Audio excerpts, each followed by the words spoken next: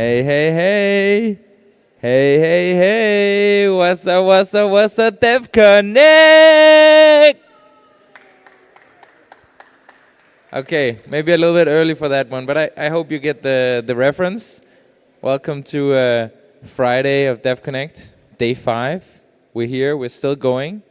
We're gonna be opening up the lightning stage today with a talk about the progress that's been happening on EIP-7702. Account abstraction has been a big topic for a while, and we made a lot of progress, but how much is the question? And that's what Nadia is gonna tell us about today. So give it up for Nadia.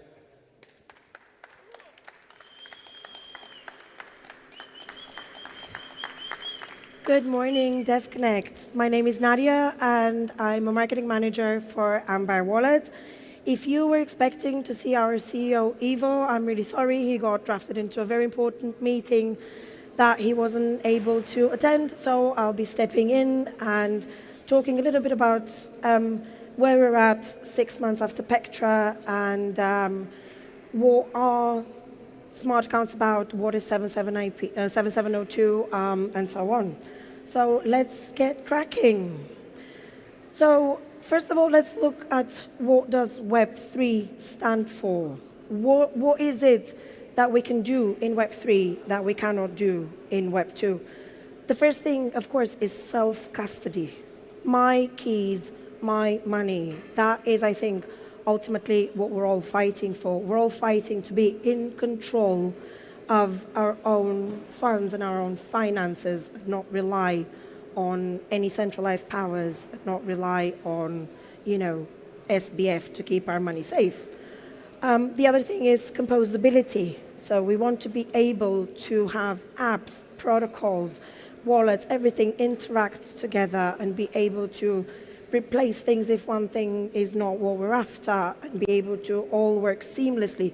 So if you think of it like Lego blocks, this is what we want to achieve. We want apps, wallets, protocols to be these Lego blocks that we can just pick and choose and create our own financial system for each person. And also autonomy. We do not want to be relying on anyone else. We want to be able to have this interchangeability of, okay, this is not working for me, this is not what I want to achieve, so I want to be able to just do something that will work for me and for my needs. And of course, this is going to be a lot more valuable when we finally get to mass adoption. That is hopefully coming soon. I know we've been hearing that for a while, but I've heard that hope dies last, so, we've got to stay positive. All right, so let's first have a look at Web3 until today. Let's not beat around the bush. Web3 is complicated. Web3 can be still a little bit clunky. I've had a lot of people come to our booth this week saying, well, I'd love to get a little bit more into it, but I don't know where to start and I don't know what I need to do. So let's just stop doing Ethereum. Let's just start talking about what people can do and what people can achieve. I mean, we've been telling our parents, don't write your passwords on a piece of paper, and then all of a sudden we tell them, by the way, this is your seed phrase. This is your money that you just wrote on a piece of paper. Make sure you don't lose it, okay? So let's stop doing that, and let's start doing things that actually make sense, that are actually easy, that people relate to and want to use. Okay, so I'm gonna kind of skip through the slide because this is not who I am. But I did want to give you a little bit of a backstory to why I'm here and why Ambire is here this week. So it's a shame you couldn't see Ivo here today, but he will be at the Ambire booth later this afternoon. So please stop by and say hi to him if you want to meet him personally, because he is super impressive. Like, he got into programming in 2006 and got into Bitcoin as early as 2010. He started in Web2 by building Streamio, which is a streaming platform that currently has over 50 million active users. Some of you might have even used it to watch your favorite series. And then in 2017, he co-founded ADEX, the first Ethereum project for our company. In 2019, we started building together a smart account wallet. And in 2021, we spun this into Ambire, and in 2025, we came to kind of like the high point of our builder's journey by launching Ambire, the Ambire extension that currently has over 10K active users per month. You can connect with Ivo on X. You can see his handle. And like I said, just drop by the Ambire booth a bit later on and you'll be able to meet him. Okay, so let's go back to Web3 and fixing Web3. So before we talk about how we're going to fix it, let's first talk a little bit about what the issues are at the moment and what problems people are facing.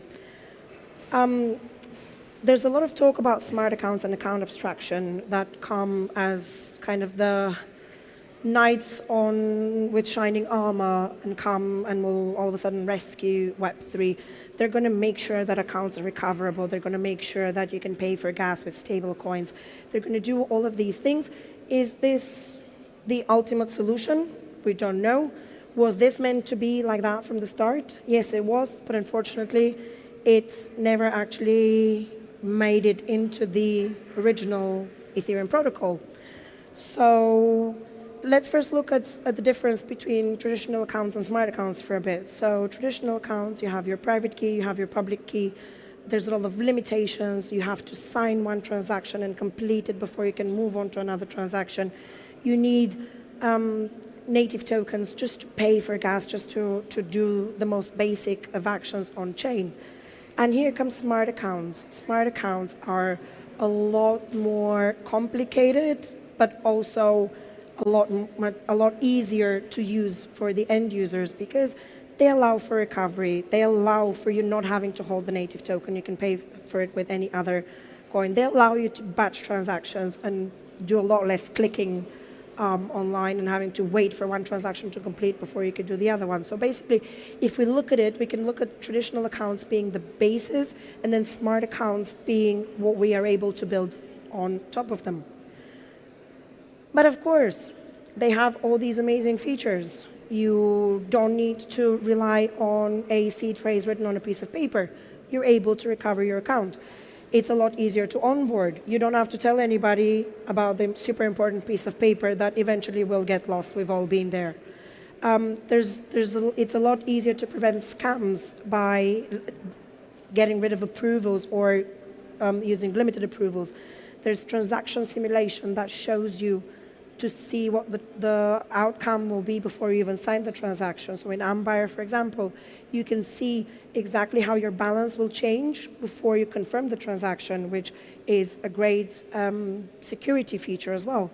You don't have to worry about fees. You can pay fees cross-chain. In Ambire's gas tank, you can top it up on any chain and then pay on a different chain. So I can top it up on Ethereum and then pay to mint my NFTs on Base, for example.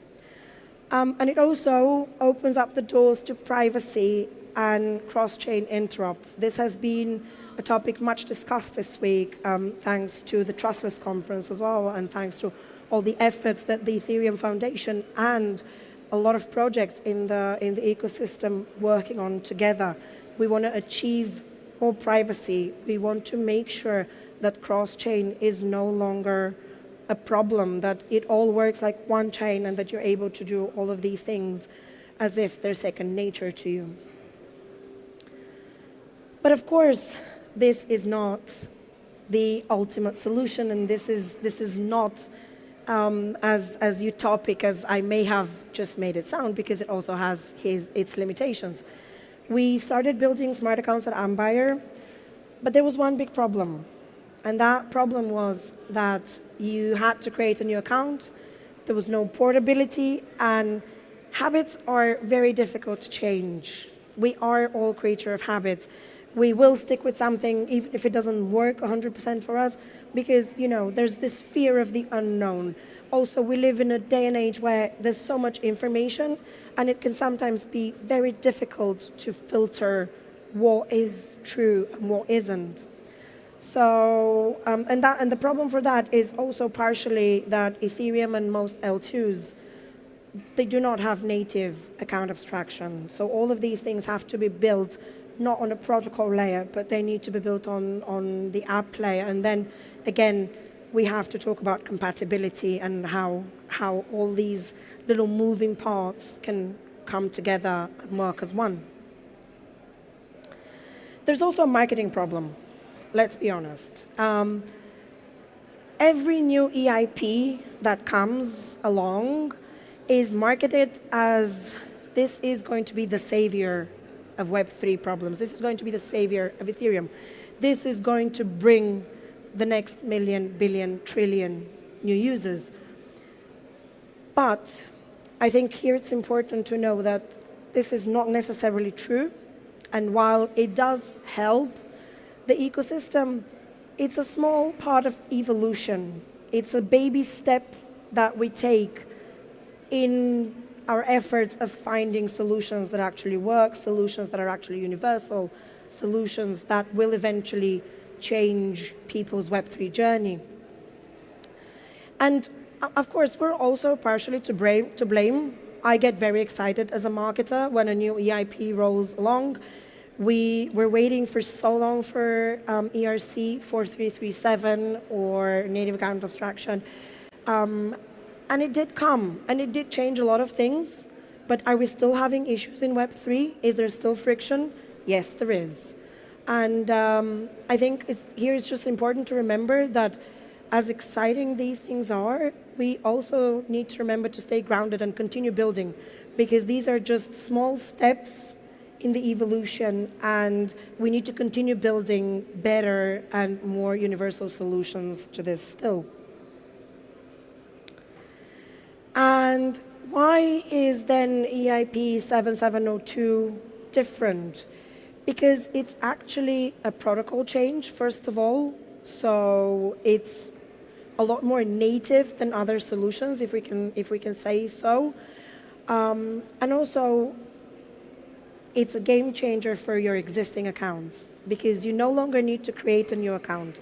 You no longer need to worry about portability. You no longer need to be sweating over, oh my God, I've got funds on 27 chains, and now I need to transfer them all onto a new account. No, this is your old OG account. And this is the account that you can unlock smart features for. And what does this mean in practice? So with your old OG account, you can eliminate ERC 20 approvals, you can enable account recovery, you can achieve easier onboarding because you're not asking people to start from scratch. They can just have what they already have been using and then build on top of it, or rather unlock superpowers to their existing accounts, and also allows for transaction batching, which is something that we've all been waiting for a long time, being able to perform multiple actions as one rather than waiting for one transaction to finish before you can move on to the next one. So let's have a quick look at where we are today. The numbers are very promising, of course. There's already over 1.3 million accounts that have unlocked superpowers, so that have unlocked 7702 and are already taking advantage of paying for gas in stables, of transaction batching, of all of these beautiful little things that Pectra brought in May. And in 6 months, there is over 500,000 set code transactions already performed. These numbers might seem small, but considering there's still less than 10 million active user wallets, the numbers are looking very promising. In 6 months, we've achieved 10% adoption, and we're hoping that this number will grow exponentially as more and more features are unlocked and as more and more chains also adopt 7702. So here's some more numbers about 7702. They do look great, but again, we just have to keep working together to achieve even better numbers. You can still see significant growth, but we believe that we can make it even better. All right, so now I'd like to invite my colleague Carlo to the stage, who will be helping me with certain more technical things. There is a lot of 7702 FUD as well, and I think that people are very wary because A, it's a new thing, and because B, there's a lot of misinformation that is being spread, especially on crypto Twitter. So I would like to invite Carlo to tell us a little bit more about why 7702 is not actually here to steal your money. Hey, hello. Can you hear me? Yes? All right. Hey, I'm part of the engineering team at Ambire and just wanted to chime in and recap two of the biggest misconceptions that we actually discussed with our friends at the Account Abstraction Hub the day before yesterday. Maybe even some of you were there. So to recap, there are two big misconceptions based on our talks with engineering teams across the ecosystem. And I would like to emphasize that hardware wallet vendors are still having these misconceptions as of today, 6 months after the Pectra upgrade. First big misconception is that 7702 is not compatible with cold storage. This is completely false, and delegating to a contract doesn't interfere or break the security model that the hardware wallets have. This is because UAs also have similar logic on a protocol level, and delegating 7702 to a contract, it just moves this into the into the contract logic, but doesn't necessarily break any of the security model or the cold storage idea of using a hardware wallet. This delegation still needs to be any transactions or anything in your account needs to be authorized by the hardware wallet, so nothing can happen automatically. The recent reports for compromised accounts that delegated to a malicious contracts, they were basically never going to happen in a real-life scenario because there is no way a DApp can request delegation for your wallet. This is the second misconception I want to emphasize. And no wallet as of now is planning to allow dApps to request delegation.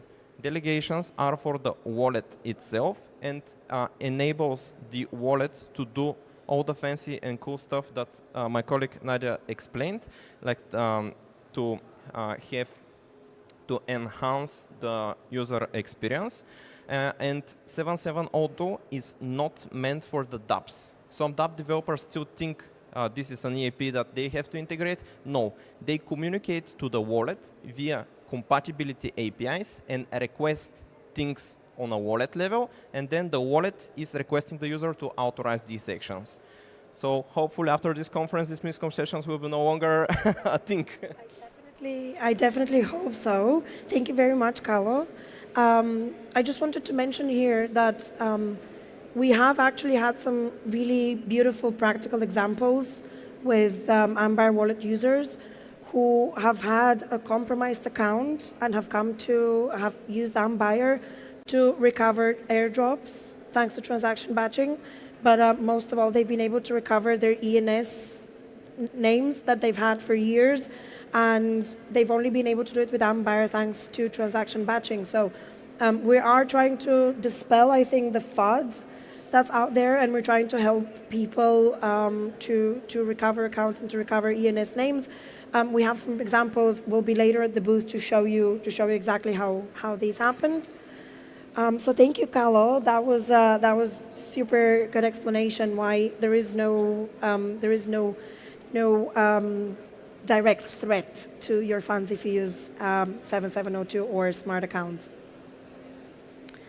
Okay, we did have a lovely little video prepared for you, but technology is not easy, as we like to say in Ambire. So rather than showing you a video, please come see me at the Ambire booth at the entrance of the Hardware and Wallets District, and I will show you how it works in real life rather than with a pre-recorded video.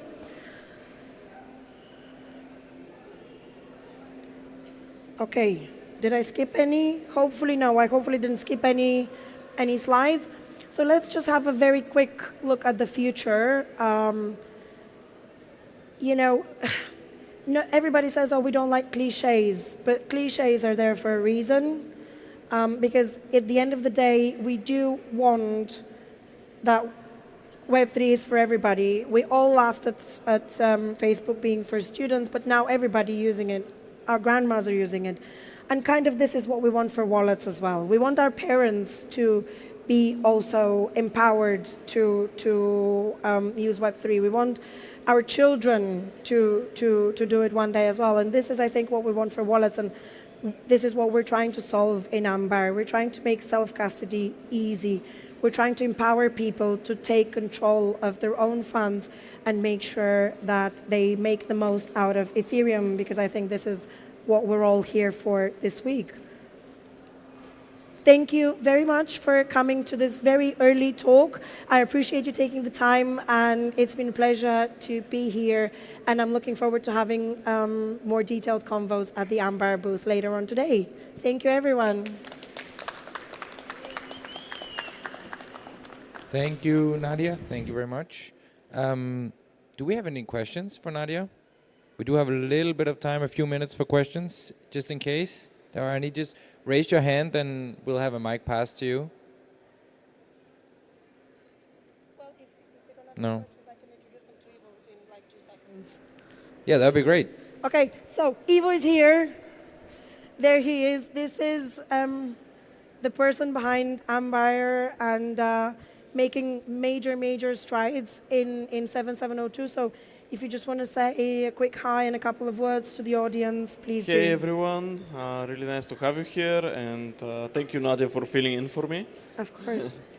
Let us know if you have any questions. If there's no questions, then I either explained everything very well or they didn't get anything. So let's hope for the best, and I hope you guys enjoy the rest of the week at Devconnect. Thanks, everyone.